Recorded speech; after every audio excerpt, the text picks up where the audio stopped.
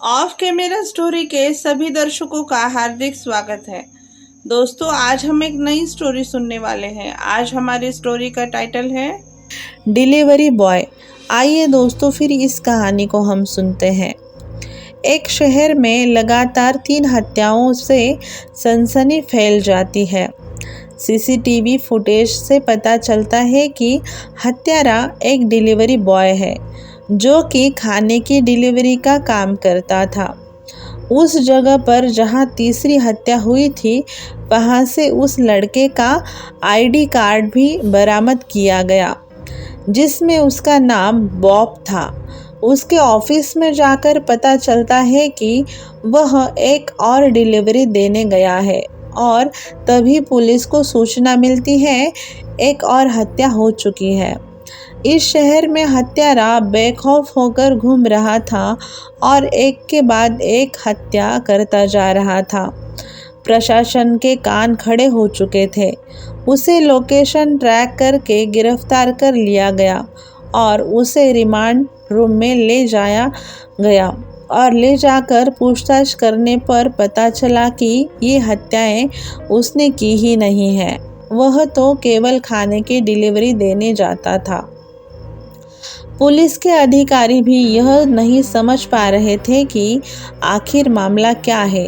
CCTV में तो साफ साफ नज़र आ रहा था कि जितनी भी जगह हत्या हुई है उस जगह पर बॉब मौजूद था, लेकिन वह सच बोल रहा था क्योंकि इतना टॉर्चर करने के बाद भी उसने अपना बयान नहीं बदला था।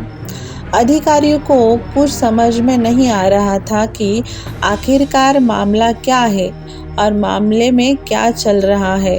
तभी केस की छानबीन करने के लिए एक स्पेशल जासूसी टीम को यह काम दिया जाता है और जासूसी टीम आते ही लड़के से पूछताछ करके पता लगाती है कि जिस समय हत्याएं हुई थी उस समय बॉब अपने में होश में नहीं था, क्योंकि उसे वहीं रहते हुए ये तक नहीं याद था कि उन लोगों से बॉब की क्या बात हुई थी।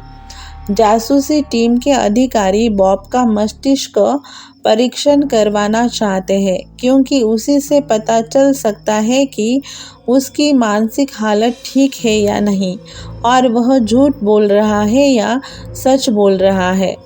बॉब को हॉस्पिटल लाया जाता है और उसके दिमाग की स्कैनिंग की जाती है।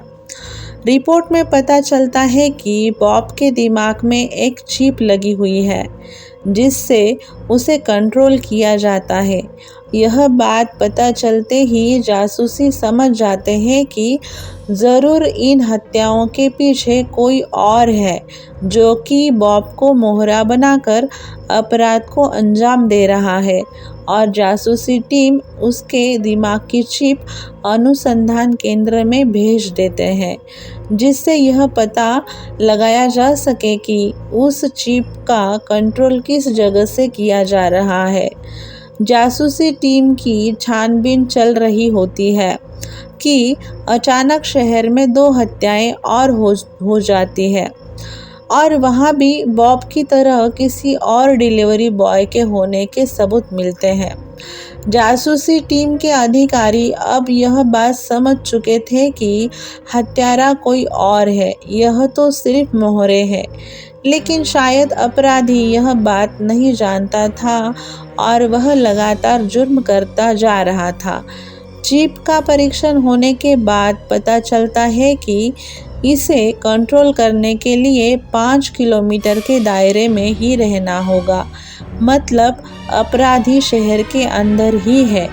यह बात साबित हो चुकी थी और अब बारी थी उसे पकड़ने की, जिसके लिए जासूसी टीम साइबर पुलिस की हेल्प लेती है और हत्या होने वाली जगह से 5 किलोमीटर के दायरे का नेटवर्क एक्सेस करवा लेती है, जिससे उन्हें अपराधी के ऑनलाइन खाता, इंटरनेट की तकनीकी गतिविधियों की जानकारी मिलने लगती है।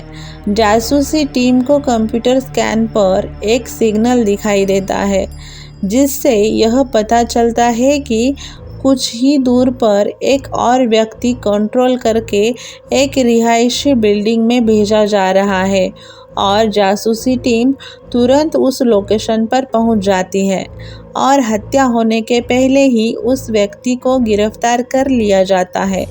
लेकिन ताज्जुब की बात तो यह है कि इसे भी बॉब की तरह कुछ याद नहीं था और यह भी अपने धुन में मस्त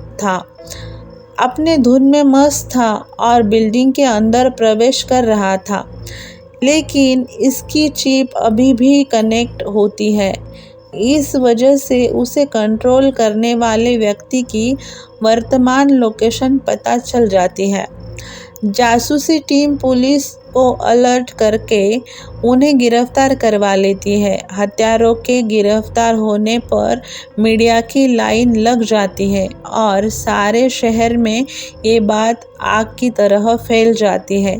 सभी यह जानना चाहते हैं कि हत्यारा ऐसा क्यों कर रहा था।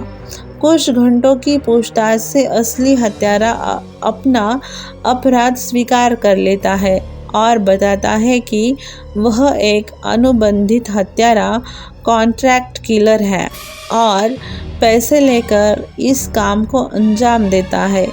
इसके लिए वह बेरोजगार लोगों को डिलीवरी बॉय के काम पर रखता था और उन्हें बेहोश करके उनके दिमाग में चिप लगवा देता था, जिससे वह डिलीवरी बॉय इसके इशारों पर हत्याएं करते थे।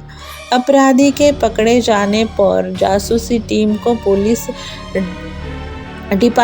डिपार्टमेंट के उच्च अधिकारियों के द्वारा सम्मानित किया जाता है और अपराध की दुनिया का यह अध्याय समाप्त हो जाता है। दोस्तों, आप सबको आज की स्टोरी कैसी लगी? आपको आज की स्टोरी अच्छी लगी हो तो कमेंट करना ना भूलें। दोस्तों, आप हमारे चैनल पर नए हो तो हमारा चैनल सब्सक्राइब करें, लाइक करें और ये कहानी अपने दोस्तों के साथ शेयर करना ना भूलें। दोस्तों, कल मिलते हैं एक नई कहानी में। तब तक के लिए बाय दोस्तों, अपना ज़रूर ख्याल रखना।